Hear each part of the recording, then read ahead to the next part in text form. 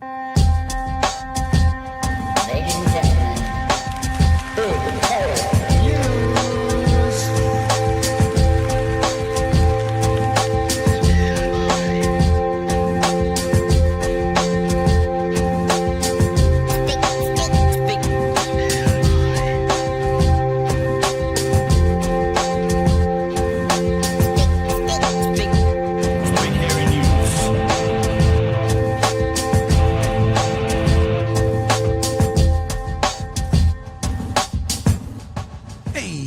Kia ora koutou e te whānau. Welcome back to another best of edition of Big Hairy News. Happy New Year. I think it's Santa, isn't it? Lovely to see you back for 2026. We've got a few best ofs coming up for you, including a couple of specials. I put out there before the end of the lives, if anyone had any ideas for what they wanted for the best ofs, let us know. A whole heap of people said Waitangi Day, Waitangi Day, Waitangi Day. So one of this best ofs coming up is going to be a Waitangi Day special. Another one's going to be playing the top 3 clips from YouTube. So the 3 highest viewed clips from YouTube will be a show by themselves. So a couple of thematic shows coming up as well. Today, though, we are looking at July, some best ofs from July. Lots going on. Tama Potaka got an award from us this year. The award was the worst Q&A show there has ever been, which is saying something because there's been some bad ones. Also, Craig Renney helped us figure out when the government was telling us nurses are earning $1 million each, how they're actually doing those numbers. But let's rip into it, shall we? And kickstart the whole show tonight with Chlöe, Swarbrick. A little New Year's gift from me to you is watching Chlöe eviscerate David Seymour. I wanted to show you the first 27 seconds of this. It is the most awkward 27 seconds of any interview. I was going to say TV interview, but video interview there has ever been.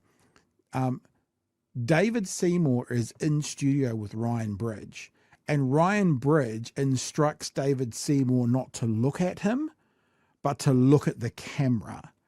So what that means is rather than, and we saw it before, rather than looking at each other like this and you're getting kind of a side profile, they're both sitting next to each other like this, looking straight down the camera.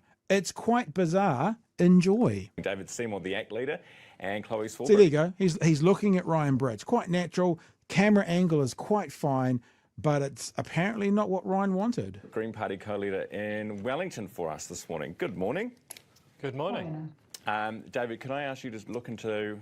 Yes, that's the one. Perfect. Okay. Thank you. Good morning, Bit of a guys. downgrade, but okay. Oh, you're what, looking at yourself? No, I can just see a camera. Right. Jesus. Isn't that the weirdest thing you've ever seen? The weirdest thing. All right, let's get into the actual conversation. Talking about shoplifting fines, and, David Seymour does his usual, no one needs to steal ever for no reason, and Chlöe does her usual, well, this is a bigger issue than just the shoplifting. We ask the question, why? It's a good conversation, though, especially from Chlöe, not from the other side. Have a look. Shoplifting. Chlöe, on the spot fines, if you are shoplifting like up to $500, you can get up to $500 fine. What do you think of that? Well, I think the question really has to be, do we want to prevent crime or do we just want to respond to it? And if we're talking about those who are engaged in shoplifting, particularly many of the offences that we are currently seeing in our supermarkets, then I think we really have to ask ourselves, do we believe genuinely that providing people who are shoplifting food in order to put kai on the table in a cost of living crisis is going to prevent that crime? Okay. I think we need to be honest with ourselves and say that it won't. Do we know that the majority of the food being stolen is food and not wine or high-value products that'll be on-sold? Well, again, Ryan, I think that the question has to be, do we want to prevent crime or do we want to merely respond to it? Because we've had a swathe of evidence by the likes of, for example, Chester Burrows, the late, great former policeman who went on to be a National Party MP and then National Party Minister of Police, then went on to chair Turuki, the Safe and Effective Justice. Yeah, no, we know who Chester Burrows is. Great man, and had strong views on it, no doubt. But do you think if everybody... Well, if nobody was poor, nobody would steal. Sorry. Let's find out.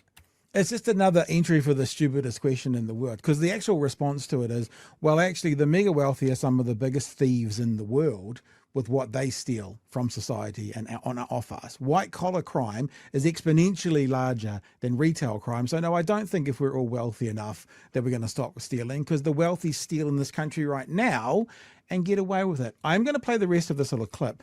The thing is, once Chlöe's finished talking, to be honest, what David says is not worth listening to, but what is worth listening to is when he makes claims about Chlöe and she rebuts him. So when David starts talking, the reason we're going to do that part of it, that 60 seconds, is really just to give you guys a chance to see Chlöe put him in his place. I think that if society were a lot fairer, I think that if people weren't experiencing extreme poverty, then yes, we would absolutely see substantial reduction in crime. David, what and do you that's what think? all of the facts show us. Does Chlöe have a point that if we didn't have so many people who were in the poverty, we didn't have a cost of living crisis the way it is, there would be fewer people stealing? You know what? There's a lot of people who don't have much, but they manage to get by without going and stealing from other people. There's a lot of people who go into the supermarket and they say these prices are up, and that's true, they are. Why are they up, Mr. Seymour? I thought you were fixing a cost of living crisis, but prices are up. Isn't that on you guys? But what they may not see is they're partly up, because if you talk to anyone in retail, the amount of what they call shrinkage, or people that leave without paying, otherwise known as when I went for that swim during wintertime on Mission Bay, shrinkage. That means that they've got to put the price up for everyone else who actually does pay. So this is a real issue for people who actually try to get by. Things are made worse by people stealing. And when I hear Chlöe saying, oh, we just need to prevent crime, let's be honest. She was in government for 6 years. They increased government spending. She wasn't. Oh, okay. 3. Okay. You were just sitting behind the people in government. Whatever. No, David, I was actively critiquing the government at the time. Okay. You were a rebel without a cause. But can I get back to the point? They increased spending by $60 billion over 6 years, and shoplifting was never ever higher than when they were in government. Okay, but now, your plan... Government giving people money hasn't actually led to better behaviour. Maybe having the right values, saying that's someone else's, don't take it, and if you do, you'll face consequences, is the way forward for our country. So we are a world or a country of ill repute. We need to be better people. What a prick? Is that what you're looking for? Like, what was that word you were looking for? What an arrogant prick.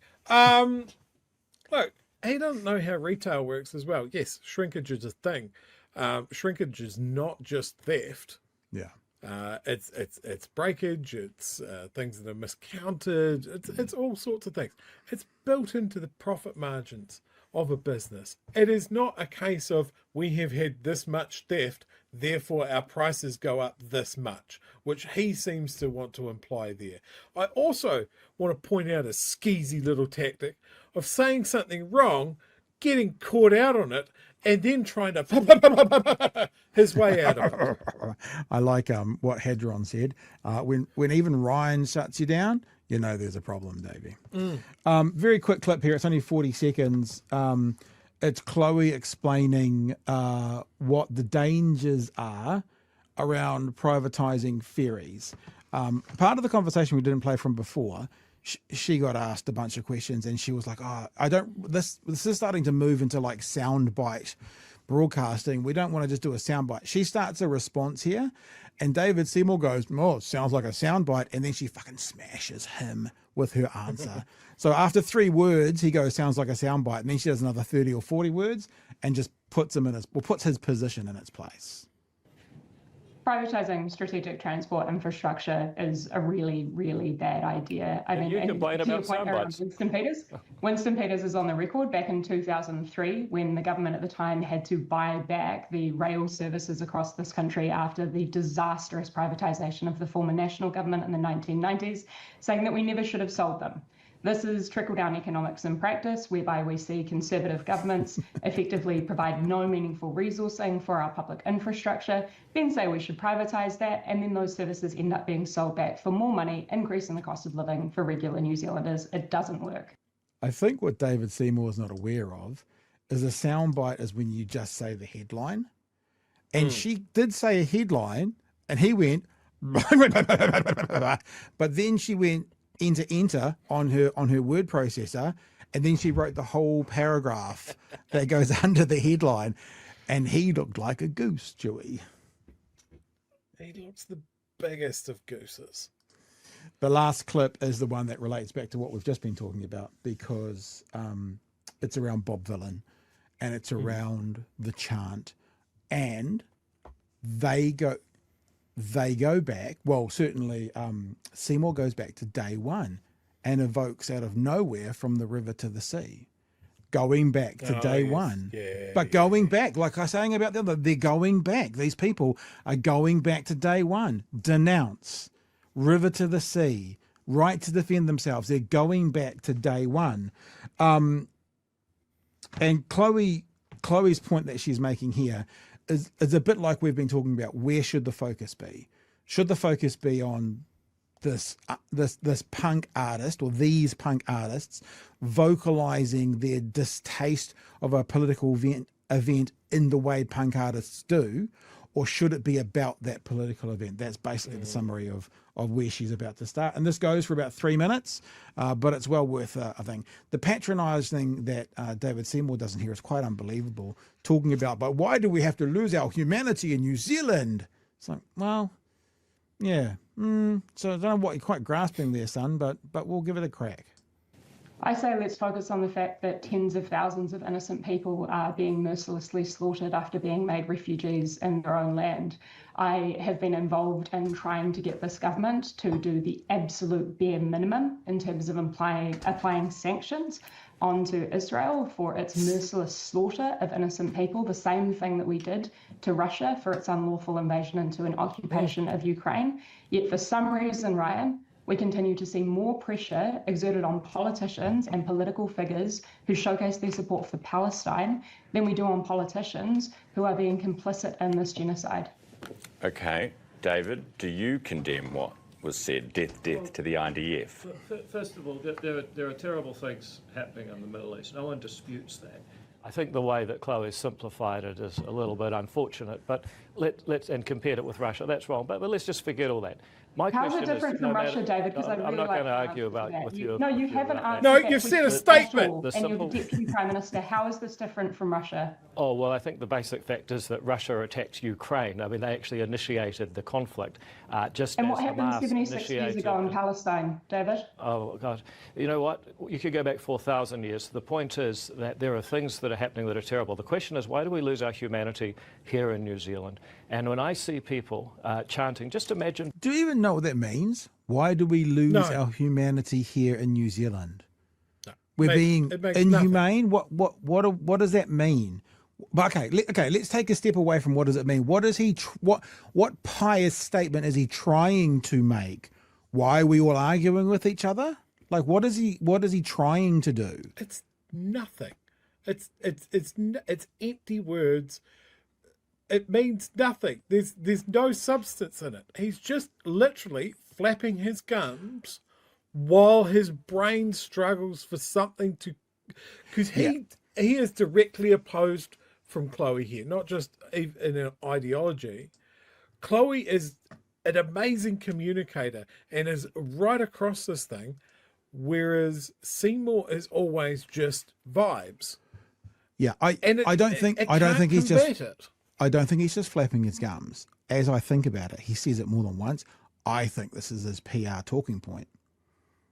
I think for some reason, not a very good one then. No, I agree, Makes no sense. but you watch. We've got about well, we've still got 2 minutes to go on this. But he says it again. He may even say it 3 or 4 times. So this is obviously a workshop response. And so if it's a workshop response by his press secretary and PR team, what is he trying to say? Why do we have to lose our humanity? Like, why do we have to fight? It's like, well, what are we saying? We have to be accurate. We don't have to be neutral. We have to be accurate. And one party's being accurate, and the other one's going, oh, just can't we get along? Is it just as deep as that? Lose our humanity here in New Zealand. And when I see people chanting, just imagine being a Jewish Londoner, a Jewish person in that crowd, a kid that's gone off to the Glastonbury Festival, and suddenly you're surrounded by people doing chants from the river to the sea, Palestine will be free, knowing that means that you and people like you should be wiped off the map. How would a person like that feel? Imagine if that happened in Auckland. My question for Chlöe is, do you actually denounce this? Do you think it's okay to justify losing your humanity in New Zealand because terrible things are happening over there? Because you've led the same chant, Chlöe, and I think it's right for you. Second time just pointing out humanity. To come forward and say, actually, yes, it's terrible. We all have views about what's happening in the Middle East, but let's uphold our humanity here. And I think you should denounce what they're saying, and you should denounce that kind of behaviour on behalf of any young kid in that crowd, because I can't think of many things more menacing. Have you noticed Ryan Bridge? He's done this. You know, I'm not saying it's much of anything other than observation. Maybe. Than a crowd that's chanting like that. Chlöe, There's a great bit that Chloe's about to do. Well, it doesn't quite pan out like she wants, so I'll explain it. She's about to say, if I denounce death to the IDF or from the river to the sea, if I denounce that, then will you, and she's going to say something like, denounce the genocide. Doesn't quite work out, but you can see where she's going, and it's very fucking good. It's very good. If I denounce that chant, David, yes, will you do the absolute bare minimum in upholding human rights and justice and applying the same logic that you did to Russia? But we shouldn't have. Hang on, guys. Stop trying to avoid the issue. But we shouldn't have to. I'm not avoiding the issue here. The issue here, if I can be crystal clear, the issue here is. I'm going to skip back because I just want to point out once again, panelist. Young female wearing them like hats, like we've just seen with Fiona Lally, taking control of the situation and being in charge in the interview. Again, young female. Just a point I'm looking at. And as someone said that I put up after the last one, the young Wahine Toa in New Zealand, what they're doing as well. I don't want to be too kind of woo-woo, but something's happening. Something's coming from this sector of society, and it's driving this thing. There's something coming. I'm not avoiding the issue here. The issue here, if I can be crystal clear, the issue here is 100,000 innocent Palestinians being slaughtered. Yeah, totally. That but doesn't we can't justify losing our humanity here in New Zealand. Totally. We should be qualifying for either of you. Hang on. Chloe, hang on. I don't think either of you should be qualifying statements. I mean, you can walk and chew gum at the same time. You can say what is happening in Gaza is disgusting and a breach. And we should do something about it. Yeah, but then you can also say you shouldn't chant death to the IDF, Chloe. You shouldn't be chanting death to anybody, Okay, Ryan. good. But this is my point, is that we spend far more time. What about from the river to the sea? Do you denounce as opposed that? to the actual action and inaction from our government. And what I am saying is that this government has sat on its hands for 2 years as innocent people have been mercilessly slaughtered in Gaza. All right, we have to. The government's taken multiple actions. We have to leave it there, team. Thank you so much for coming in this morning. You know what I mean? Something's bubbling up amongst that group of people. Something is bubbling up, and I think we're going to see leaders come out of that. We already do, but that are driving the channel. I don't know whether it's as simple as, and this it sounds a bit patronizing, but a younger woman doesn't perhaps seem as aggressive to spar with a commentator, and they get so they can kind of slip in and just nail the points more easily. I don't know. That's probably a little bit patronizing because it's more about who they are and what they're thinking. But there is more and more of these young women, young females around the world that are the most eloquent and are pushing the most buttons when it comes to this issue, and I am here for it. Yeah. A couple of notes there. Ryan Bridges minimizing genocide by going, oh, yeah. Yes. We get that. It's fucking terrible. And I also want to highlight David Seymour's just absolute weakest source. Oh, actually, the government is undertaking multiple actions. Effective actions? No. Multiple actions? Sure. You know, it's just so soft. His willful misunderstanding of from the river to the sea Yeah. just still annoys me, just on an accuracy point alone, let alone on a human justice point of view. Yeah. There is a country called Palestine. You know, you could be talking about the old Palestine. You could also be talking about the modern Palestine that is being nibbled away by Israel currently. But there is Palestine, and it exists between the River Jordan and the Mediterranean Sea. And saying from the river to the sea, Palestine will be free, does not equal the eradication of Israel. Some people can read it that way. Yeah. But that is not my understanding, and it is also not the understanding of every Palestinian I have spoken to about it. But the other thing is, and it's the same with that piece of audio I just played from Netanyahu. When Netanyahu says we are going to control from the Jordan west, what's the Jordan? It's the same thing. That's the river. What's west? That's the sea. So when Netanyahu says it, fine. When supporters of innocent people getting bombed says it, wow, genocide. And it's the same as what we just did. When someone who wants to support the innocent people in Palestine, the Palestinians, says, let's eliminate the IDF, well, anti-Semitic.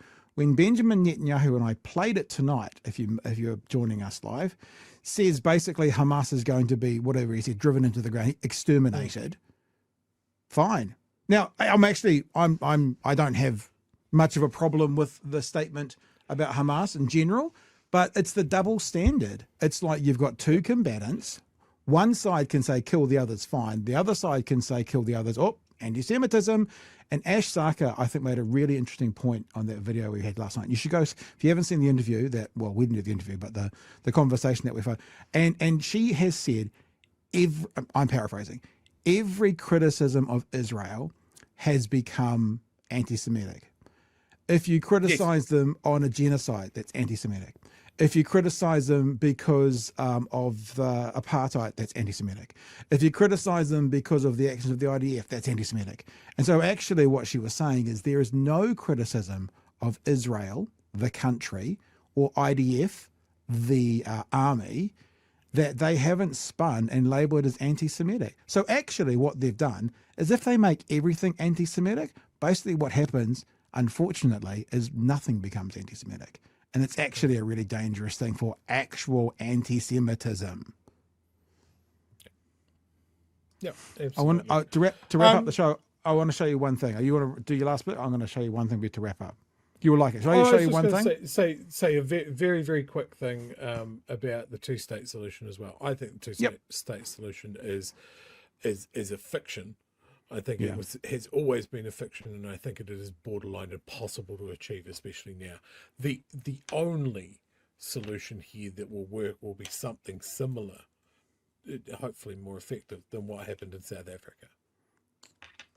Because we are still talking about apartheid, so I think it is mostly accurate that it needs to be not Israel, not Palestine, or some sort of version either, but it needs to be a single country. Peace and reconciliation. Zionism needs to be dismantled and absolutely exorcised from their government, and there needs to be a power sharing between the Palestinian people and the Jewish people who share a joint history to that land. And that is the problem. I don't have the solution. Well, I heard a commentator the other day lasting peace. Say that the only solution should be a one-state solution, and they said the problem with the one-state solution, not that it's a problem, but the problem of getting it over the line, is that a one-state solution, everyone has, let's just say it this way, one vote. Everyone's equal. And the people who today would be anti-Zionists, whether it's people in Palestine or Arabs living in Israel, would outnumber quite significantly the Zionists and the Israeli Jewish community, which means immediately that would be turned into the Jewish community would be a minority. So that's why that's never going to happen. So if that was never, because I don't disagree with you, I don't know enough about it historically to speak in anything. That's why I listen to people with more knowledge. But that was what was shared there on a podcast that I was listening to with a historian the other day.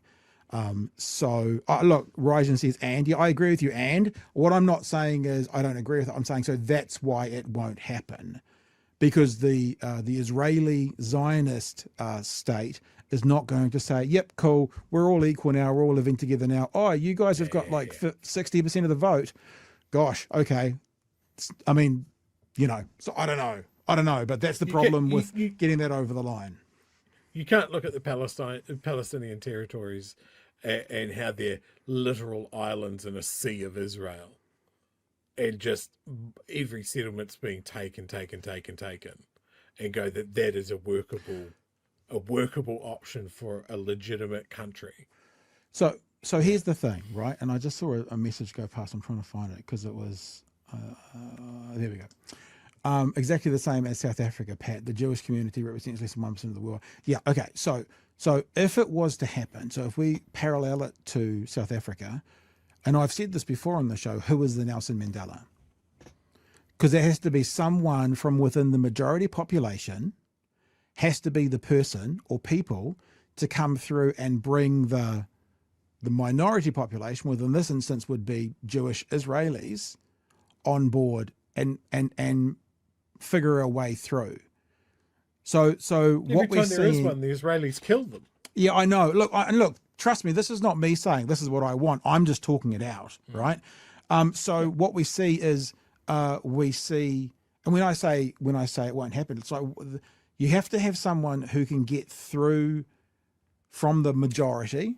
Black people in South Africa were the majority, the South Africans, or the Africans, and then be able to pitch to whatever that Israeli Jewish population is. So let's say it's not under Netanyahu. He's gone, right, for whatever reason. It's in 20 years from now. To make them comfortable enough, open enough, honest enough, moral enough to do peace and reconciliation, because you can't do it with one party. So then what? So, look, again, I don't disagree that would be the best outcome, or it seems to me from my novice understanding of this all, the best outcome, but I'd like to know how that would work. I don't know if we'll see that in the next 20 years, but I don't know. What does it mean?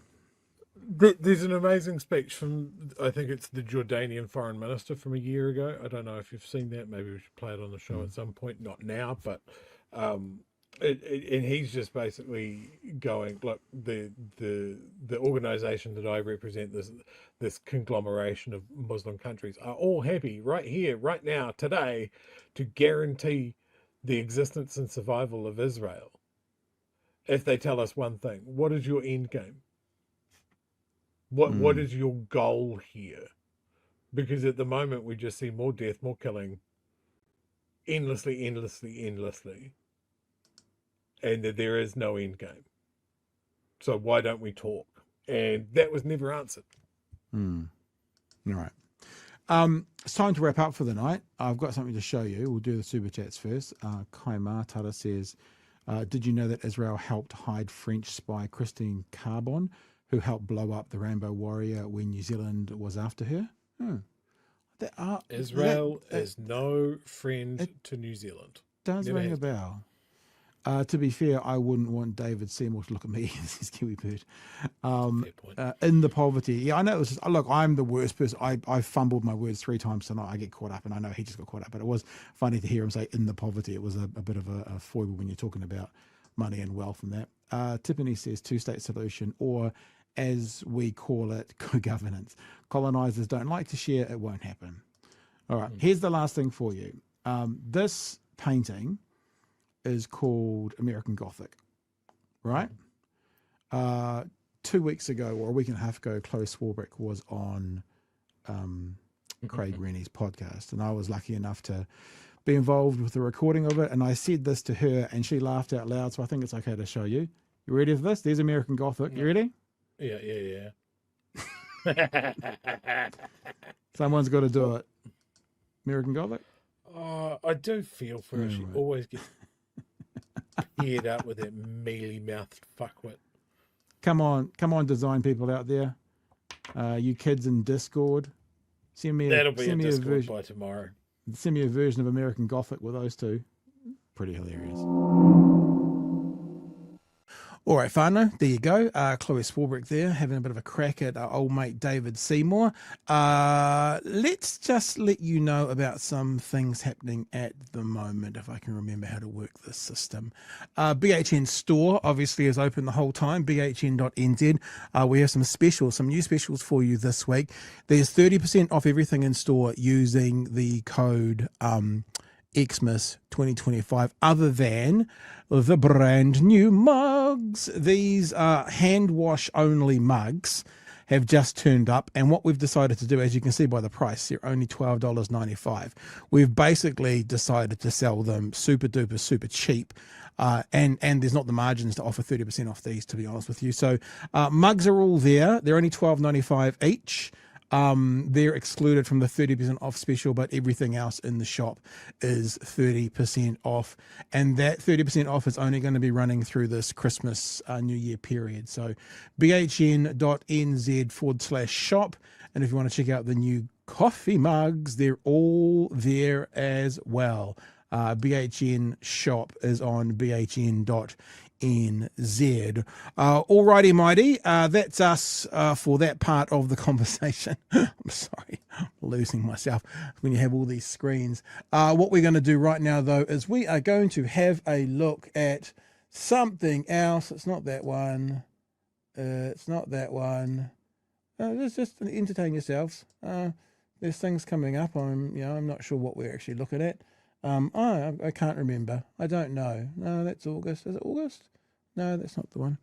We'll just roll the clip. Let's welcome to the show CTU economist Craig Renney. CTU economist and podcaster Craig Renney. Good evening, sir. How are you?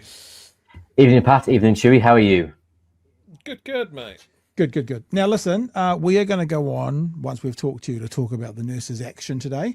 But as a part of the nurses' action, what I did today was I contacted Simeon Brown's senior press secretary and had a chat to him, because we hear Simeon Brown saying, I'll get the exact quote, because, the average nurse might technically be different than on average a nurse. So I'll tell you the exact quote.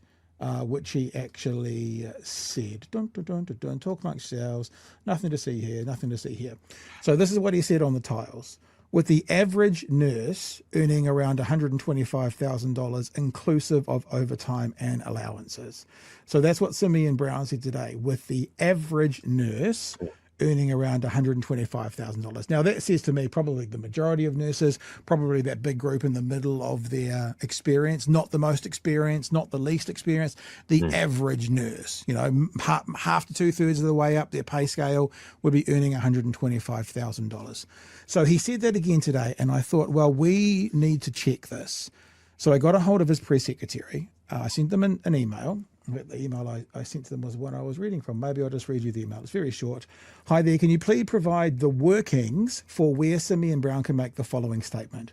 With the average nurse earning around $125,000 inclusive of overtime and allowances, quote unquote.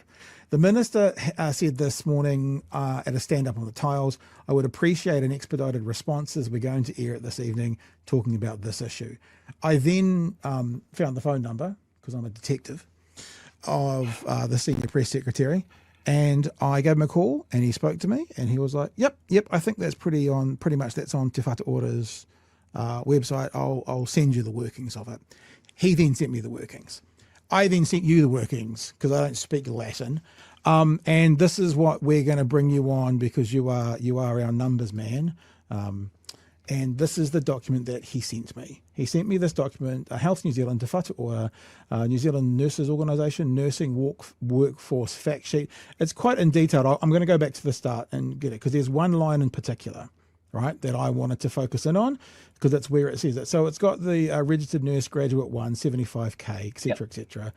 Medium penal rate. I'm assuming that means that's the bonuses they talk about, the overtime. That's the middle stuff. Penal rate. That's the middle penal rate. So it's different again to the different average you're talking about before. Okay. Then there's a middle step of 91 and there's a top step. So basically 6+ years, the top step you can get is $106,000. Obviously you can get overtime and other things on there as well. And it's this sentence here. $125,662 is the average salary for both senior and registered nurses and includes overtime, PDRP allowance, and penal rates. Now, the reason I sent it to you, I'm a rodeo clown from Dunedin. I'm a bit simple. I don't see the workings in that. I see a number, 125,662, and then saying overtime, allowances, penal rates. But I don't see, if this is my cake again, I don't see how many eggs and how much flour and how much milk, right? So I don't know how much overtime this is, or what's the size of the allowance, or what are the penal rates. And to be fair, I've texted him again, and I said to him after I received that, oh gosh, it's way down there. Sorry to disturb, but I was wondering if you could clarify. The line in the document that you sent saying 125,000 yada, yada, yada, just lists overtime allowances, but still doesn't show the workings for how much overtime would have to be worked to get to that number.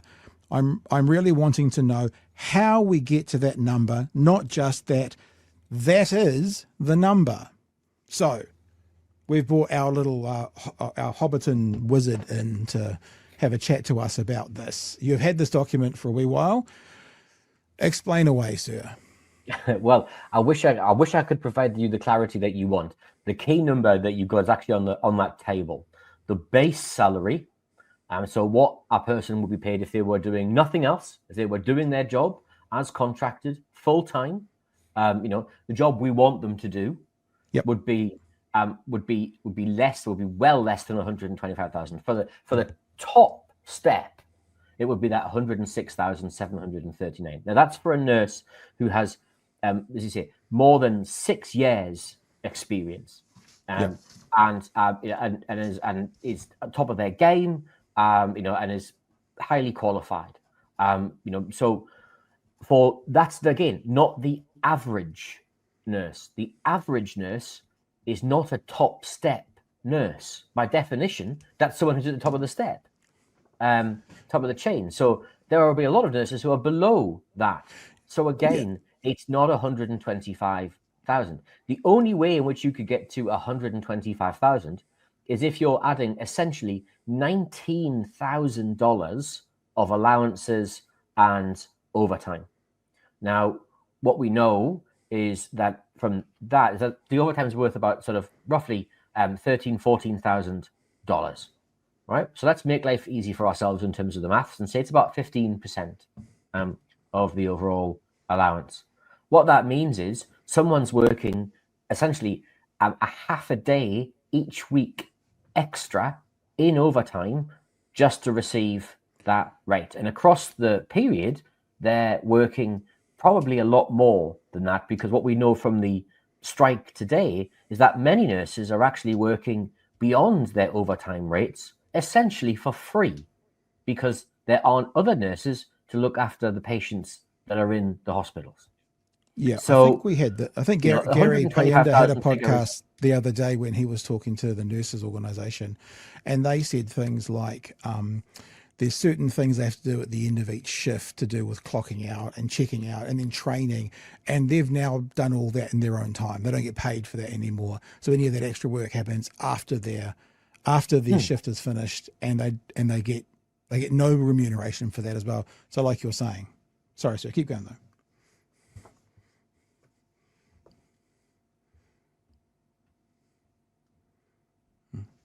You still with us, Craig? We lost him. We might have lost him. Let me just reiterate, maybe we've lost Craig and he'll have to jump back on.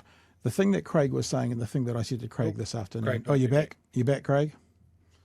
Yep, I think you're back, Craig. Yeah. I can see you moving. Yeah. Okay. Sorry, yes. That's right. I'll just finish this point I was making, then you come back in. The thing you just said, which we talked about on the phone beforehand, is if it's the average, it's not the median. The median is the middle, or is it the mean? Median's the middle? Correct. Yeah, okay. So it's not the median median. Is the middle, the mode is the most common, and the mean is the average, Yeah, okay. So it's not the median. They're not saying that, but they're basically saying it's the average. And in an average, you typically have a good amount above and a good amount below. And I know it doesn't quite work like this, but if the below is 75,000, which it says on that base salary, then the above would be 175,000. So you're not going to have, like for all the 75,000s, you need 175,000 to average that back to 125. And there's no one getting 175,000 as far as we know. So that's why it doesn't work on so many levels. But hopefully you're back now, Craig, and you can take over with the numbers. We lost him again. We've lost him again. Right when we needed him. I think Mr. Simeon Brown has gotten himself into our algorithms tonight. Who's the Minister for Internet Connections? Yeah. Oh, you go. You're back now, Craig? Yeah, see you're moving. Hopefully, yeah. Apologies, yeah. The irony here is I'm not even using my landline. I'm using mobile telephony, so this should be fine. Well, go for it now. You take over. Satellite. Yeah, essentially, long story short, this is not an average. This is not an average that anyone should be using. This number is the 125,000 figure is a figure that's been put out there essentially as advertising. And if it was advertising, it would break advertising standards. Right? It's not a real number, right? So this is a number that includes PDRP. PDRP is an extra qualification that you have to earn on top, right? So it's not the average nurse again. It's a nurse with another qualification on top. It includes a range of other allowances. If you scroll to the very bottom of this document, Pat, if you keep going down to the very, very bottom, yeah, right, if you go up a little bit, you can see all the additional payments that are in there. 30% of nurses have the PDRP. A P. So it's not the average. Yeah, so it's 30%, and that only gets you 3,000 to 4,500. That's not that 19,000 you're talking about. Yeah. Then there's a nurse practitioners are eligible for a professional development allowance. And we always got to be careful, especially with this government, of those four little letters there, up to $6,000. Up to, exactly. And then if you go above the leave part, right, a further breakdown of allowances that are available, which again may or may not occur in individual circumstances. Yeah. So average is doing a lot of work here, which it shouldn't be doing. You should be concentrating on the base pay. But let's be honest, right? Pay levels are what they are, right? We pay people because that's hopefully that's the rate for that particular piece of work.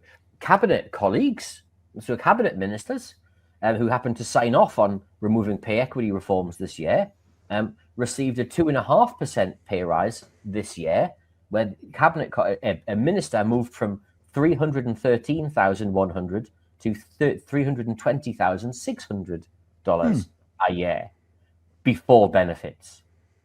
Nice, good for some. I mean, yeah, they work so hard, Craig. They do work hard, but I would suggest that if we're all demonstrating restraint, yesterday it was announced that directors on boards would receive an 80% pay rise. Again, restraint. Yeah. And the key thing is that if you go back to that chart again, Pat, if you go back to that document again, Pat, I want to point you to something that's really important, which is actually something they're hiding here. So if you scroll down, there's a lovely graph, and I'm a big fan of a graph, as you're well aware. There you go, nursing salary growth from 2011 to 2024. And I want you to look, so they've helpfully drawn some lines. Now, the dark blue parts of the nurses' pay growth, that's actual pay growth. The light blue parts are pay equity, which is actually paying for underpayment of nurses, but since forever. And if you look along, you can see CPI, same period, LCI, same period, and HLPI, same period. Most of your listeners will know what the CPI is. That's just inflation. LCI is the labor cost index. That's wage inflation across the period. And HLPI is the household living price index, which is a really helpful number because that helps you tell you what the average costs that households face across that period. What you see is that most nurses have had pay rises, the actual pay rises, not the pay equity changes, essentially below the HLPI, below household costs changing across the period. And in fact, some nurses have seen pay grow at exactly the same rate as CPI, as inflation. What that means is since the 1st of January 2011, nurses have seen no real terms pay increase. Wow. Right? That's, so when someone's telling you that, these nurses are just being greedy, they're being paid a lot, they're being paid too much, right? The Te Whatu Ora's own advice to the minister is that a senior nurse on step 4 has been paid exactly the same as inflation for 13 years. Yeah, but unfortunately, not unfortunately, but we know that they're not actually saying nurses are being greedy. They're just implying that. Of course. They're not overtly saying it. They're saying nurses are valued, but they get so much money already. They're implying that they're bad people. Nurses are valued and we have valued them, is what they're saying. Right? But unfortunately, the data is telling us the value that they've given is exactly the same as inflation. Craig, is there anything else? Me and Shui will go and watch some stuff on the nurses' strikes now, but is there anything else from that data or anything else about the strike that you want to leave us with tonight?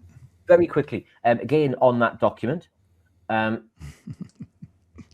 used to doing this for Craig, putting graphs up, because I do that with his podcast. Yeah, I was going to say, if you go to the paragraph below, current NZNO collective agreement negotiations. Yep. And it goes ARA recommendations, and you scroll down and you see there's a thing that says, if you keep going, keep going.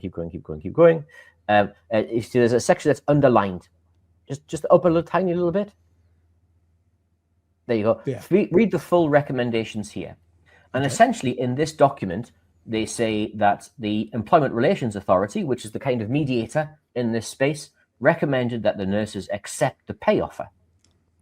Let me read it word for word. It recommended NZNO take the Health New Zealand offer of 1% for each year of the 2-year term to members for ratification. So it recommended that NZO should take this offer. Correct. That's what it's saying in here. Now, if you click on the link and you scroll down a little bit, you'll come to a downloadable document.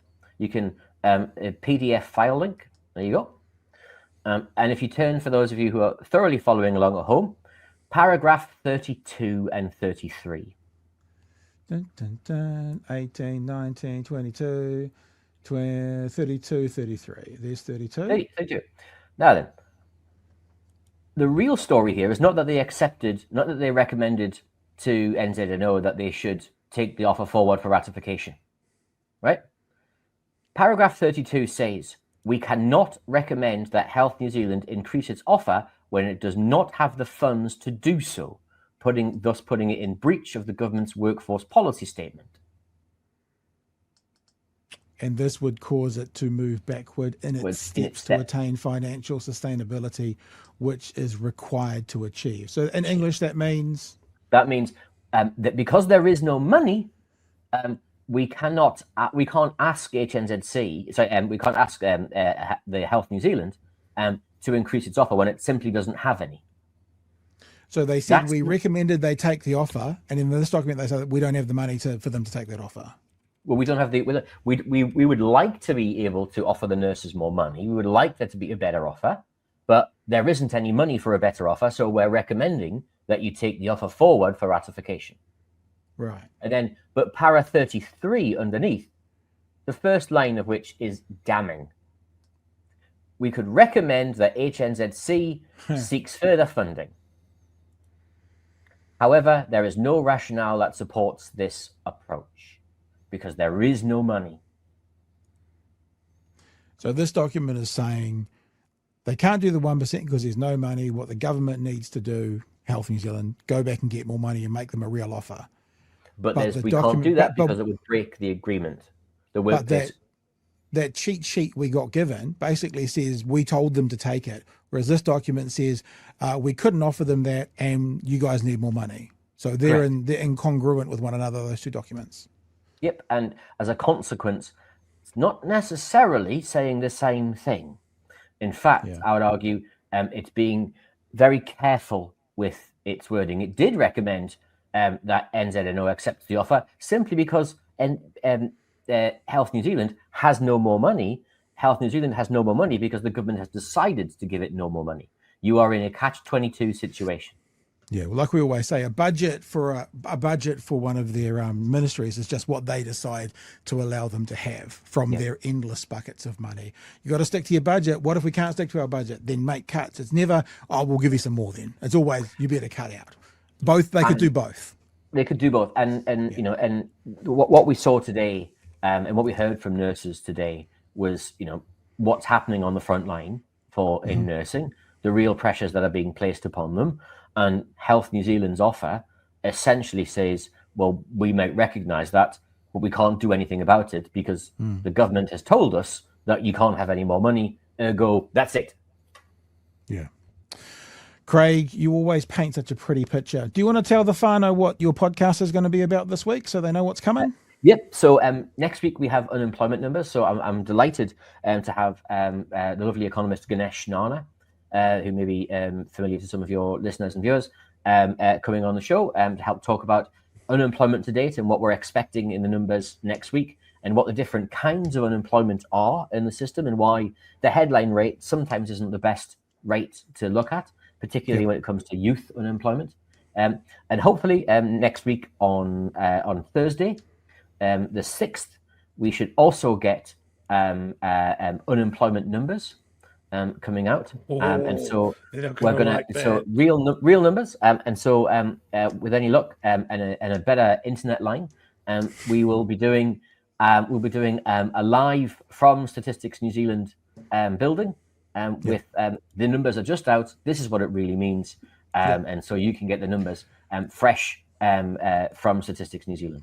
Yeah, I think that's next Wednesday. That's next Wednesday, the 6th, I think. Yeah, cool.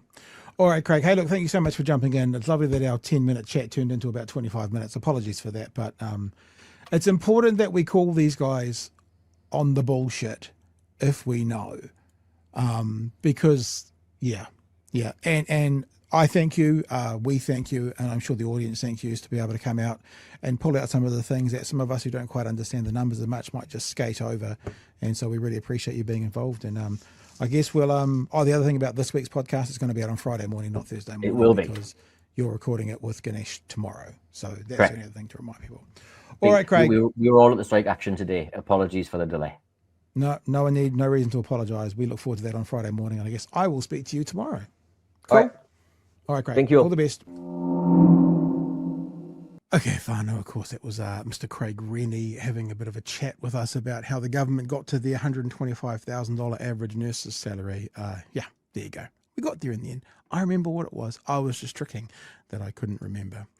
I want to say huge thanks to all of our patrons. Oh, look at that. There's the BHN mugs. They're in store right now. Huge thanks to all of our patrons. Our patrons help us enable us to do what we're doing. And you guys add so much ease to what we're able to do, help pay some of the bills, that sort of thing.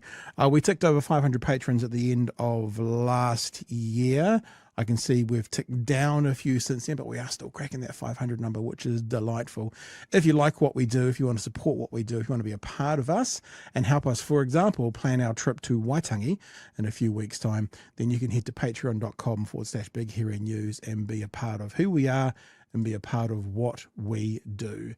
Let's keep going, shall we? This is July. This is the best of. And there was lots of things going on in July, he says as he tries to find it. Of course, one of the things was the award that we gave out to Tama Potaka. The award was for, and just think about Nicole McKee, Winston Peters, Christopher Luxon, David Seymour. There's been some pretty bad Q&A performances by this coalition government, but Tama Potaka is the absolute worst performance on Q&A that there's ever been. Not just this government, but that there's ever been. And seeing you said Medi would be a bit later in the night, let's start with Tama Potaka. So this clip is a bit longer. I might even speed it up in part way through, because honestly, I thought about speeding this up. I thought about just making it go, because he literally says nothing. I'm not even going to stop it after the first question, because you wait for the first question and then just listen to the non-answer, and then the redirection and the non-answer, and then the redirection, and it's honestly the slipperiest. It's the worst I've seen. And I do notice he hasn't got his Christian cross on this time, so that I'm assuming means he's allowed to lie, because if he's got the Christian cross on and he lied, he'd probably burn through his chest or something. It would burn him. But so keep an eye on this one. So let's have a look, shall we? So when you changed the eligibility criteria for emergency housing in August of last year, your officials explicitly warned that the changes could lead to an increase in homelessness. And the MSD advice said this, quote, making these changes ahead of significant increases to the supply of affordable housing and more preventative wraparound. I'm not stopping to actually talk about the content. There's two things. Tama Potaka's breathing freaks the shit out of me all the way through. And is it just my screen? Get the oxygen going. Is it just my screen, or does it look like Jack Tame's tie is doing psychedelic things? Like it's a hippie tie and it's flashing under the lights sort of thing. The final thing is TVNZ, do better with the audio quality. This is terrible. We do Sounds better like they're in a bucket. Yeah, totally. Supports does create a risk of increased levels of rough sleeping, people living in cars and overcrowding. So has changing the emergency housing policy increased homelessness? That's the question. Look, we acknowledge that there's some real concerns and real issues with people living without shelter and rough sleeping, not just in places like Hamilton, but right throughout the country. Have your policies contributed to it? It's a real challenge for a lot of people, and homelessness isn't just about building a house and enabling that person to move in a house, but there are other issues and other challenges. For example, but what about your mental well-being, policies? Drug and alcohol addictions, the cost of living, the economic crisis, and also some of the physical health challenges that go with it. What this government does has he need done, someone to bring it back to the point? Over and above the focus I think on that emergency he needs to housing, move we've the also cue committed cards to on. But what about supporting your community policies, housing Tama? providers. So another 1,500 community housing provider houses over the next couple of years, and they actually provide a lot of wraparound support, and that's what a lot of people who are facing those challenges really need. We continue to support Māori housing too. So places like Ngāti Whakauē, tribal lands over in Rotorua, they've been building houses over there by the Rotorua airport, supporting them to build houses for people, Kiwis, Māori, in genuine need. So to my question though, has changing that policy led to an increase in homelessness? Well, homelessness, as I said, is not just about housing, and it's not just about emergency housing. And we acknowledge... Just to my question, has changing that policy and changing the eligibility for emergency housing, as you did in August of last year, has that contributed to an increase in homelessness? Look, there are some reports that there's an increase in rough sleeping and living without shelter. As a result of that policy? What are other words for that, Tama? Also say, just like the Homelessness Insights briefing that I've just received, say that actually there's a whole range of potential causes. That Homelessness Insights research is the one we were talking about last week that he's been sitting on. And you notice there he said, that I've just received, but that's the one that he was accused of last week sitting on because the numbers are going to be bad. He acknowledges now he's got it, but he only just got it. He wanted to get that on camera. As a result of that policy? No, those reports also say, just like the Homelessness Insights briefing that I've just received, say that actually there's a whole range of potential causes, including that, but a whole range of other things like mental health, as I mentioned. Okay, so the changes that you introduced in August of last year coincided... So he said a whole bunch of things, including that. So we're saying, yes, that is one of the contributing factors. With a big increase in the percentage of applications for emergency housing that were being rejected and a big drop in the total number of emergency housing grants. So they fully came into effect at the end of August.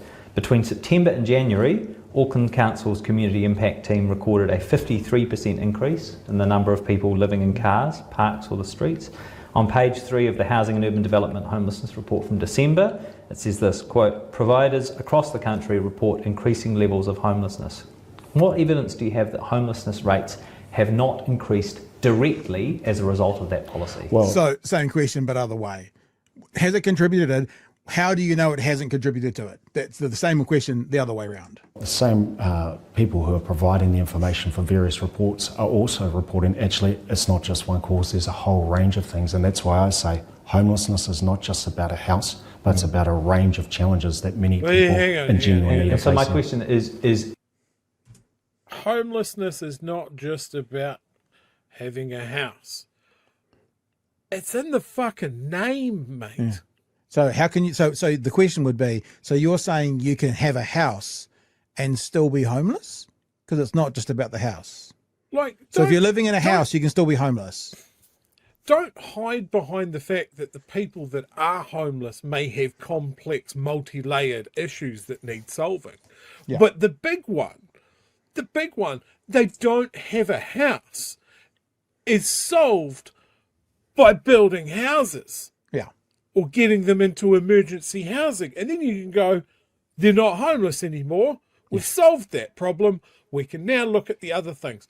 And it's also a case of like going, well, they might have drug addiction problems. They might have mental health issues. Okay, cool. Are you doing anything about that as well? Well, no. No, we're not doing anything about any of it. It's not the win you think it is, Tama. What you're saying, Chlöe, is they need to get a to-do list. And on the to-do list for the homeless people, it's going to have mental health issues. It's going to have addiction. It's going to have a home. So what they can do is then they can tick that one off, because the homes, they've got a home to live, and then they can start helping and get the community services that they needed for the other ones as well. But the home bit would be solved. That's a key part of it. And look, if they need to justify it, they can just look at some of the research that says, hey, look, if you want big bang for buck, you want people to sort of move away from crime, give them a house. Give them a place that they can call theirs. Mm-hmm. Maybe he can wander down the hallway and knock on Chris Bishop's door and go, hey, man, you've cancelled thousands of social housing projects this year alone. Yeah. I need some of those houses to get these media people off my back. They keep on asking about the homeless, and I keep on stumbling between calling them homeless, calling them rough sleepers, calling them underhoused, calling them fucking all sorts of other things. It's really confusing. I can't keep it straight because I'm a very simple man, and all I'm doing is pinballing my way through an interview which has been scheduled in some sort of storage area that they've put 2 trees in, and that's it. Okay, this clip's still got a couple of minutes to go because we are still trying to get the answer out of him that started 3 minutes ago. But it's about a range of challenges that many people in genuine need are so facing. my question is one of those contributing factors your decision to change eligibility for emergency housing? Do you acknowledge that? No, I definitely acknowledge there's a massive problem with housing and homelessness. And again, with housing, there's simply not enough houses. No, I understand. Hang on, Tama. You just said there's not enough houses. But the last thing you said, it's not just about houses. How can it not just be about houses and there's not enough houses? How can you bite that cherry twice? That doesn't make sense to me. We'll keep going. Though is you say there's a range of contributing factors to reports of increasing homelessness across the country. My question is whether tightening up the eligibility for emergency housing, as you did in August of last year, if that is one of the contributing factors. That's a very strong view that many people have. And what I'd say is this also, Jack, that where people have a genuine need for short-term stay and temporary accommodation in most towns and cities in New Zealand, emergency housing is available. There is a responsibility framework that goes with that, but emergency housing is available. So it's a strong view that many people hold that your policy has led to an increase in homelessness. What's your view? Well, I think there's a range of factors. What's your view? Well, my view is this, is that where people have a genuine need for short-term stay and temporary accommodation in most towns and cities in New Zealand, there continues to be emergency housing available. And we continue, as taxpayers, you and me, Jack, through the government, to put $500 million a year into things like Housing First, rapid rehousing, transitional, and a whole range of other initiatives to really help those people in genuine need. Yes, you're talking about those policies and your efforts to increase the housing supply, but I just want a really straight answer on this. Do you acknowledge that changing eligibility for emergency housing, as you did in August of last year, has contributed to an increase in homelessness? This is what I acknowledge, that there's a range of factors that influence it, and the changes to the emergency housing policy have been reported by many people as being a contributor. And what is your view as the minister responsible? It's actually terrible because he's now saying reported by many people. So he's saying yes, but I can't say that. I think I've told you about this before. I've had an interview with Dr. Don Brash where I played a conversation with him with Duncan Garner, and Duncan Garner asked him about it was sending soldiers to East Timor or something like that, and Brash's answer was, "This is a diversionary tactic put in place by da-da-da-da-da-da." And I said to him, and I'd say this to Tama, I'd play him this and I'd go, You know how you guys always say when you're going for an election, it's a job interview. And when you're going for a job interview, you're getting the people of New Zealand to hire you. And you'd say, yes. And I'd say, how the fuck can you be in a job interview and get asked the same question 5 times and not answer the question? What job interview does the average person on the street get to go and sit in front of their, I don't know, JB Hi-Fi manager and them ask a question? What happens if you don't answer that question? You don't get the job. You don't have the option not to answer the question if we're your bosses. It's not how the employer-employee line goes. It's really not. Responsible. Among that range of factors, do you acknowledge that your policy has contributed to an increase in homelessness? This is my view, Jack. There are a range of factors. People have said that the policy is part of that, but there are also a range of responses, and we're really dedicated to trying to build more houses and to enable people that have that genuine need actually to get into a proper home with the pastoral support that they need. People like Te Runanga, Kirikiriroa, the Wise Group and others who do some fantastic work here in Hamilton West and elsewhere throughout the country. And that's it. So at no point did he answer the question. He said he went about as close as he flew to the sun was there are a range of things and many reports cite that as one of the reasons. But at no point did he say, I agree it's one of the reasons. I don't actually even understand how this is a tactic, because I don't know how anyone can watch it. You could be blue through and through, right? And go, yeah, I'm satisfied with that answer. Like, I don't know why this is a tactic. I don't know why saying it is, and we're working on it, is not actually 1,000 times better and would have made that 5-minute conversation 60 seconds.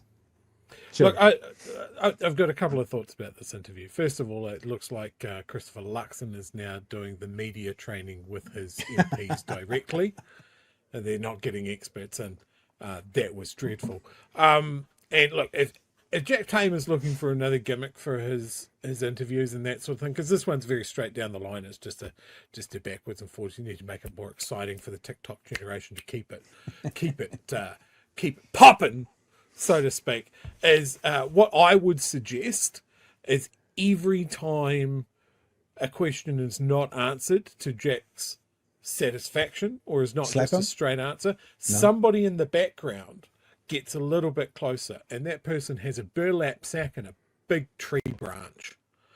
And if you get to 5 times not answering the goddamn question, then you get bagged and hit with the tree branch, and then you start again. Yeah. I would watch that show. I would watch that show too. We're going to keep trucking through to the... actually, we'll do a couple of these chats while we're on the way. Wahiki says, yeehaw, what a team, BHN, Tanya too. Oh, Tumeke, a proud patron here. Yep, patrons, you are the guys who are enabling us to do it. And Arvid says, did you see Gary's economics vid? He's right, building houses won't fix everything, but he's quite literally makes homeless people house it, quite literally. Yeah. And I mean, the thing is, we sit in the side of politics which go a holistic approach is probably better. So we know that it's not about one issue. But, you know, as Chewy said so clearly, if you are homeless, if you are less a home, being provided a home at least clears away that part of the issue. And then you can work on the other ones. Chewy, sorry. 17,000 tradespeople have left the country. Yeah. 17,000. Wow. There's building companies now that can't afford to keep their apprentices on because there's not enough work. Do you know what would help? Massive social housing project. Yeah. Absolutely. All of those cancelled. We owned the land. We had the plans done. People were getting ready to build them. We would be far ahead of where we are now if this government hadn't gone knee-jerk, Labour did something, it's bad, rather than just, you know what, we're going to put a national rebrand on this whole fucking thing, do a victory lap, homelessness is down, crime is down, we're the best. No, they couldn't even do that. They coincidentally tried to do something like that today. Sorry, a little bit of a tangent. Did you see National's announcement of a $6 billion infrastructure binge? It's great because they announced it, and then right after they announced it, Karen McAnulty pointed out that every single project that was included in that was one that Labour had planned. I guess we need to get Karen on tomorrow night, don't we? Yeah, but yeah, right. just amazing. But this is the thing. Nicola, you could just take off the Labour logo, rebrand a little bit, change it up a tiny bit, and then still do it, and then claim victory. Bish, we could have done that. We could have called it Bish Build rather than fucking Kiwi Build. I would not care if it meant more people had homes. Yeah, I would be singing. Yeah, I'm with you. I would be singing the praises of the Bish Build program that put fucking 3,500 social housing units into the market. Yay, Bish Build! But we didn't Yay, get that. Bish Build. We're going to go yay Tama Potaka now and go into the second part. These are much shorter, these clips on the way through now. The conversation they now have is it harder to get emergency housing? That's part of this conversation. Again, I want to share with you some quotes from that December Housing and Urban Development report, which said, quote, heard consistent concern it's more difficult for people in urgent and genuine housing need to get emergency housing grants, and that a consistent theme of feedback from providers is, quote, increasing levels of homelessness. Providers believe this may be due to changes to emergency housing. You mentioned some of those community providers beforehand.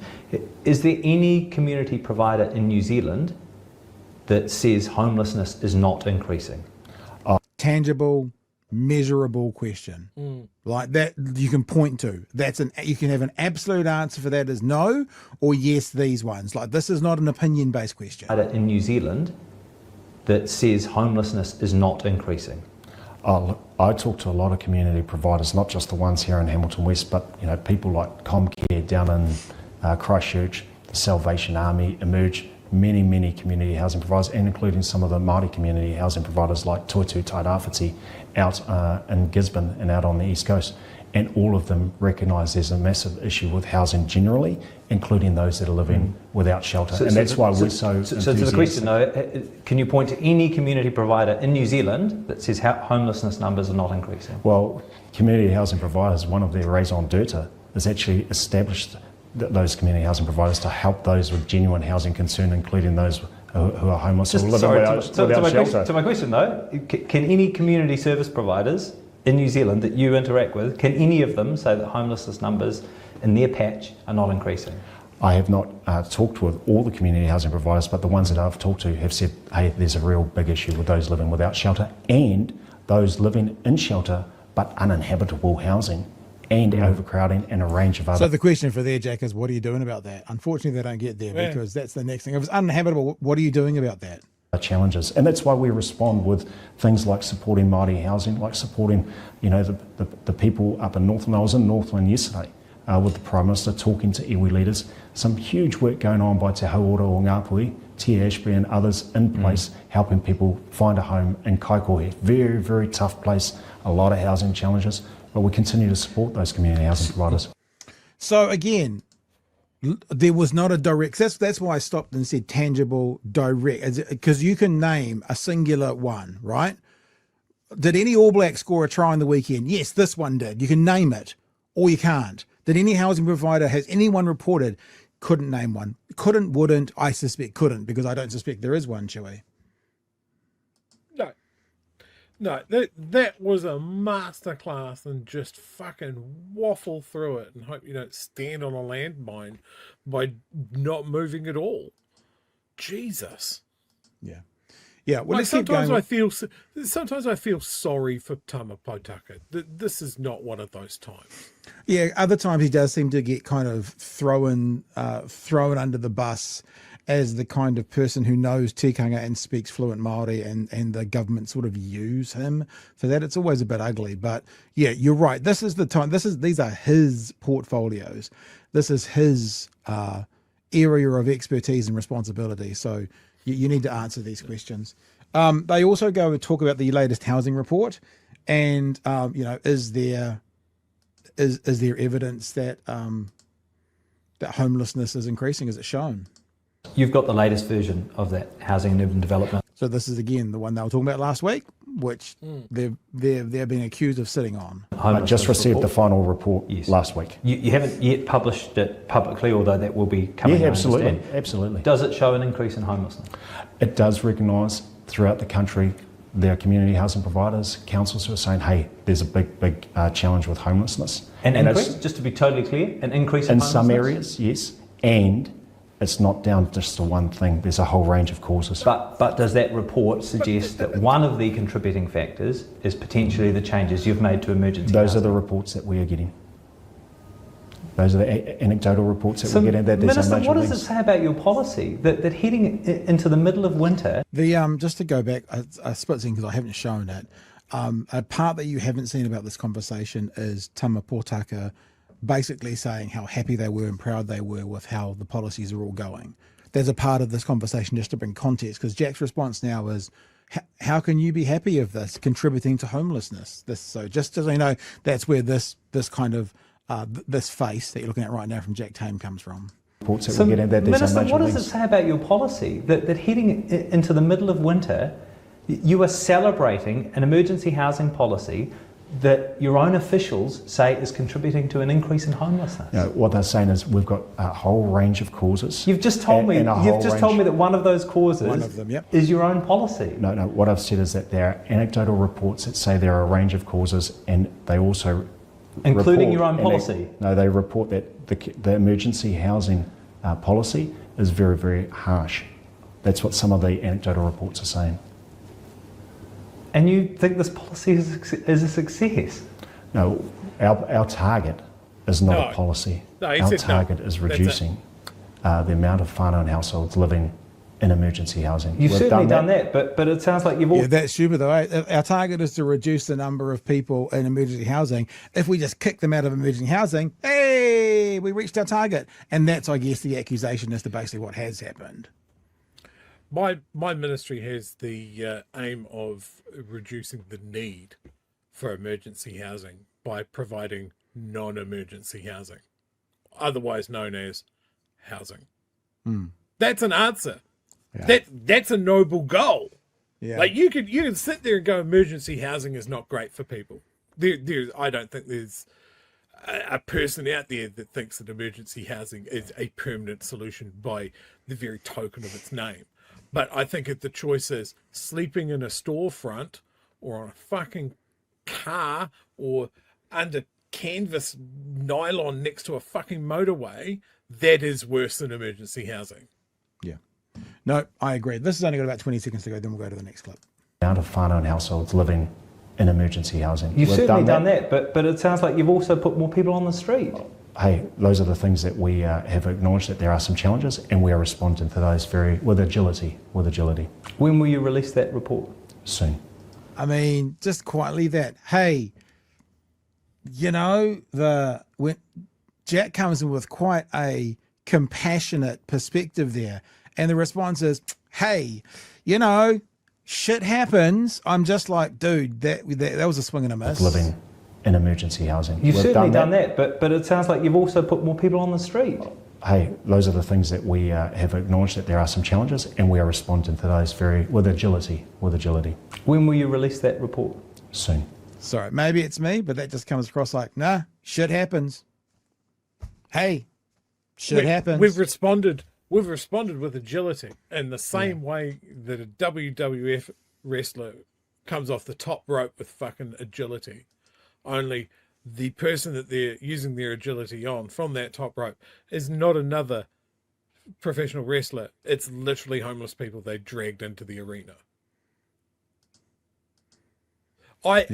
Any time that I have felt sorry for Tama Potaka is gone now. Like, I always felt sorry when he was dragged into the conversations about the treaty principles bill and all of this sort of stuff. I always felt like he was kind of in a bad position there. This is the party line, but it's a horrible way to mention it. But he is sometimes a token. That's how it comes across. They put him out when they need someone who can speak and know and understand. Like at Waitangi, he spoke at Waitangi. He wasn't the highest ranking person there, but he spoke at Waitangi. It just feels like they're going, let me just roll out our Māori to do the talking. It's awful. I hate it. It's revolting. I mean, like, he's one of those guys that you go, in 10 years after he retires from politics, I wonder if he's going to be going, you know, are we going to have another Chester Burrows on our hands with Tama Potaka? All right, let's keep going. Part of his responsibility is to do with health and that as well, and Māori development. is smoke-free 2025. So Jack asked him about the smoke-free legislation repeal and the impact that was going to have on Māori in particular. Well, I'm here in Parliament. So you mentioned some of the health concerns. You voted to repeal the smoke-free generation tobacco laws, which researchers said would cost thousands of lives. Māori are disproportionately represented in those statistics. Do you accept that repealing that legislation will lead to more Māori deaths? Well, I don't accept that completely, but what I do recognise, and what I do recognise... What do you mean you don't recognise it completely? No, I don't necessarily accept that. But what I know that I need to do is to make sure we hold Te Whatu Ora, Health New Zealand, and others to account, and that's part of the resetting that we've undertaken for. It's so weird, eh? It's like taking your car to the mechanic, right? And he's got all the tools he needs to fix the job. And then you take away 90% of the tools to fix your car and go, I'm going to hold you to account to the same standard. Yet you've removed all the things that the mechanic needed to fix your car. It's like how you hold Te Whatu Ora to smoking rates in New Zealand, especially amongst Māori, is smoke-free 2025. When you take that away and go, we're going to hold them accountable to smoke-free rates, in New Zealand, you've taken all their tools away. They've got nothing left to change the oil, metaphorically speaking. It's just so weird. It's so weird. To Order, Health New Zealand, and others to account, and that's part of the resetting that we've undertaken for Te Puni Kōkiri over the last year. Cabinet has agreed that one of the key statutory function of Te Puni Kōkiri is to monitor the performance of other agencies to improve health, education, economic development, and training and employment. You've gone a long way from smoke-free legislation here. Do you think changing those smoking laws will lead to more Māori deaths? I mean, health researchers all over the country, universities around the country, say that it's going to lead to more deaths, and of course Māori are overrepresented in those statistics. So why won't it lead to more Māori But I don't know. But what I do know is you just told me before that it wouldn't lead to more deaths. No, I don't necessarily agree with that. What I'm saying is the job of Te Puni Kōkiri, which is my ministry, is to make sure we monitor and hold. So you voted for that legislation, and you just talked about the Crown-iwi relationship and the importance of improving Māori health statistics. So it is your job. So explain to me why you don't agree that it will lead to more Māori deaths. Well, I don't agree with that. That's not the intelligence that we've received as Cabinet. But what I want to say is this. Sorry, no, I know what you want to say. What I want to ask though is that why it won't lead to more Māori deaths. Get him. Well, I don't necessarily agree, but you've made it clear. But just explain why. I haven't. So you don't necessarily agree, Tama. What we want to know is why don't you agree? Other than this is inconvenient to the narrative my bosses have told me to put out there, we understand why that might be, not so happy for you. But why do you disagree with what all the health researchers and professionals are saying? Why do you not necessarily agree with what they're saying? That's what we want to know. I haven't thought about that to a great extent. What I've thought about it. Well, no. It could potentially, yeah. I mean, health researchers say it could lead to thousands more deaths, and Māori are overrepresented in those, and you haven't thought about it. No. What I've said is this, is that I don't necessarily agree with that, but what I need to do as the Minister is to make sure that the department or the agency that I'm responsible, which is the Ministry for Māori Development, holds other agencies to account and ensures that there's appropriate data and evidence to report back on whether or not that's happening. And if it is, well, we've got a problem. So what he's saying is we're going to see what happens, what the evidence shows us. But the evidence is, so when the evidence shows you 1,000 more deaths with Māori overrepresentation, what are you going to say when the research shows you that? Because that's what the research is going to show you. Te Puni Kōkiri is going to keep an eye on it and see what comes of it. Okay, so now you've got, they said something like over the lifespan, 40,000 more deaths, like up to 2070 or something like that. So when it shows you that, then what do you do? That was a dumb mistake. We should have left that smoke-free 2025 thing in. Like once your department has now shown you how this is impacting Māori, which it will, then what? Sorry, you'll be out of politics by then and sitting on a bank board. Got it. I see the plan. Joey? I don't understand any of this. Well, I do understand it because so many in the coalition have direct links to the tobacco companies. So that's what it is. It is corruption. It's corruption. That's what it is. They've stacked the deck. Like the smoke free was something that up until now every flavour of government that we've had, all were pulling in the same direction, going, yeah, this is a gimme. We can save the country money. We can stop people dying horrible deaths from cancer for the benefit of big overseas tobacco companies. This is a gimme. Like, it never came up as something that National criticised Labour on, or vice versa, up until this point. And I think it was just getting a critical mass of people that used to work for Philip Morris to actually be in the House, and then they're like, yep, cool, fuck it, we're going to do it now. Oh, a gift. Yeah, I'm getting... What are those for me as well? Egg yolks. Oh, I don't want egg yolks. Thank you. Goodbye. Someone's been cooking upstairs. Got brownie. Oh. Bye, team.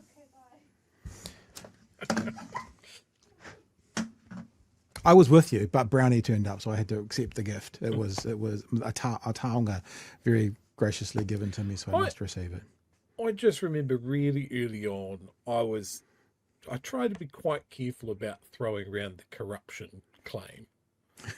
That's changed in your life. It has fucking changed because it's so out in the open. You got Shane Jones pretty much running around the country rattling a bucket for anyone with a fishing boat or a spade in Central Otago ground. You know, you've got gun lobbyists, you've got tobacco lobbyists. Like our finance minister used to work for fucking Fonterra. Yeah. And she's trying to pretend that she doesn't know why we're paying so much for butter. It's corruption. Yeah. All right. Let's get to the last clip, because we are going to finish off with some fun. And laughter with Mehdi Hassan. Well, you're going to stick your head through the screen. I know that, but the rest of us. Last clip is the UN's response to the Regulatory Standards Bill. UN said last week, not the best thing, chaps. What does Tama think about that? UN Special Rapporteur on the Rights of Indigenous Peoples penned a letter to the government criticising the Regulatory Standards Bill, saying it fails to acknowledge tikanga or uphold principles of the Treaty of Waitangi. Is he right? Say that again. Just ask that question again, please. Sure. The UN Special Rapporteur on the Rights of Indigenous Peoples penned a letter to the government criticising the Regulatory Standards Bill and saying it fails to acknowledge tikanga or uphold principles of the treaty. Is he right? Well, I don't think the Regulatory Standards Bill in its current form acknowledges tikanga, but I think that over all bills and over all acts, I have a very serious expectation that treaty responsibilities and rights are upheld. So is the UN... None of your mates are are paying any attention to that. And when the legislation comes for a vote and it doesn't include that, Tama, what will you do? What will you do? Remember, we've been talking to people who were MPs in the 1980s. Things like Nuclear Free New Zealand, they crossed the floor. When it doesn't do any of the things that you're saying here you expect it to do, what will you do? How will you go back to your iwi after voting? What will you do, sir? That treaty responsibilities and rights are upheld. So is the UN Special Rapporteur right in his criticism? Well, in the current wording of the Regulatory Standards Bill, it does not mention tikanga and it does not mention the treaty principles, and that's actually a concern that many of my own colleagues, peers, even my daughter, have mentioned and said, hey, what's going on here? But I think we Prime also... Minister criticised... That's a really telling point. I don't know anything about Tama's family. I don't really want to talk about his kids, but he's Māori. If his daughter is a strong Māori lady and she's not in favour of it, how would you show your face again? Not just to iwi or hapu, but your kid. One generation right there. If you voted for something that it would seem most experts are saying will rip the treaty out of New Zealand legislation, how do you have dinner that night? You know? I'm just wondering if the daughter comment was stronger and more telling than anything else. Not mention the treaty principles, and that's actually a concern that many of my own colleagues, peers, even my daughter, have mentioned and said, hey, what's going on here? But I think we Prime also... Minister criticised his letter. Criticised... That letter? Yeah, they acknowledged it. I noticed the Prime Minister criticised that. What I'm saying is a lot of people have expressed their concerns to me over that, and it doesn't acknowledge tikanga. And in terms of treaty responsibilities and rights, I think that those are fundamental constitutional issues that actually sit over and above all legislation. Will you vote for the Regulatory Standards Bill if it doesn't include a reference to the treaty?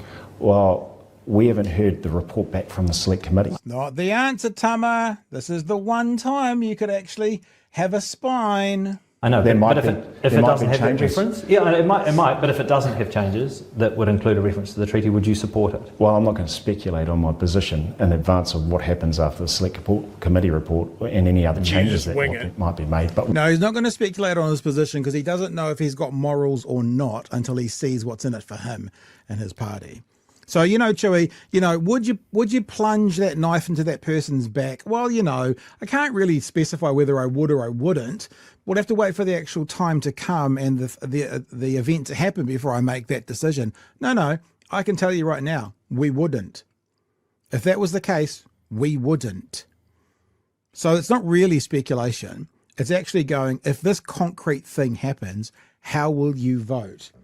And I'm afraid his one chance to maybe go out of this interview with a backbone is gone forever. 10 seconds to go.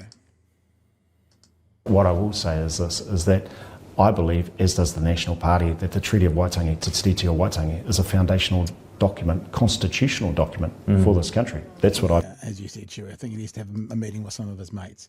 There you go. That's the end of Potaka. I could just stop there. That's the end of him. He's done. No, that's the end of the interview with Potaka. I'm just wondering what sort of fucking rescue equipment is going to need to be deployed to pull him out of the hole that he just dug with his mouth. Yeah. Tama's daughter, if you're watching, when they try and pass this bill, or whether they're successful at passing this bill, that sort of thing, just when Dad comes home, can you please be wearing a GoPro? I just want to see the footage. As he comes through the door, it has to tell you what he's done. Do you know what would be really interesting? And I think there is a place to say kids can stay out of this. But actually, Māori in particular have a family, like the iwi and the hapu and the immediate family. It goes on, and whānau as well. I would love to know Winston Peters' daughter. She's not really well known, but she has been in the public eye a bit. What does she think of this? Tama Potaka's daughter. Now, I don't know whether she's 7, 17 or 27. What do they think of this?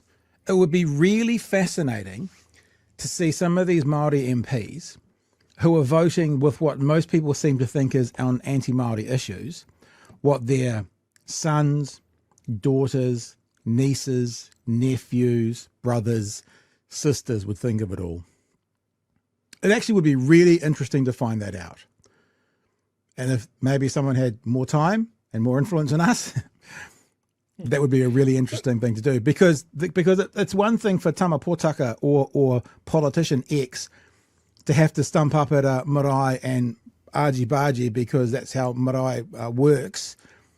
But to face your son across the table or your brother at Christmas or whatever, it's just... That would be a really interesting, in-depth conversation. John Campbell, you listening, John? That's for you, son. Get out there. We know that Tama has had to front foot all of this. Yeah, as you said, he spoke at Waitangi. That is somewhere where it's sometimes a brutal exchange of thoughts and feelings about various things. He's had to front foot the government's assault on Māori rights and the positioning of Māori in the founding of this country. He knows the depth of feeling that is out there, especially if it's coming from within his own home. I just don't get it. I think the only way, someone said in the chat, and sorry I didn't catch it when it went past, but this is one of those things that the only way that you can salvage your reputation is to walk away. We've seen parliamentarians walk away from the House and the party based on a moral code. What is your moral code, Tama? Because at the moment I don't get it. You're defending the indefensible. All right. Thank you, Tama. Need a laugh. Appreciate that. That's us for tonight, whānau. Coming up tomorrow night, best of August. We're going to be having a reminder of that huge 90,000 people march across the Sydney Harbour Bridge to support Gaza and Palestinians. Barb Edmonds is going to join us to talk about how the unemployment numbers in August were the worst since 2020. And also Christopher Luxon jumped on ZB with Kerry Woodham from memory. He spent an hour with Kerry Woodham talking for an hour and saying nothing. That's coming up tomorrow night. Thanks for being with us tonight. Reminder, if you are interested in what we're doing online, if you want to be a part of who we are, and maybe you can represent us in your workplace, then the coffee mugs are in the store right now. There is currently 30% off everything in store except for the coffee mugs. Xmas 2025 is the way you do that. Nikki Noboats, Chui Fufu, BHN, the four hosts, and the tax work less, tax wealth more. The mugs that are in store right now, super cheap price. This is the permanent price. This is not a special price. Only $12.95 per mug plus postage and handling, or whatever you're supposed to say. We'll catch you tomorrow night.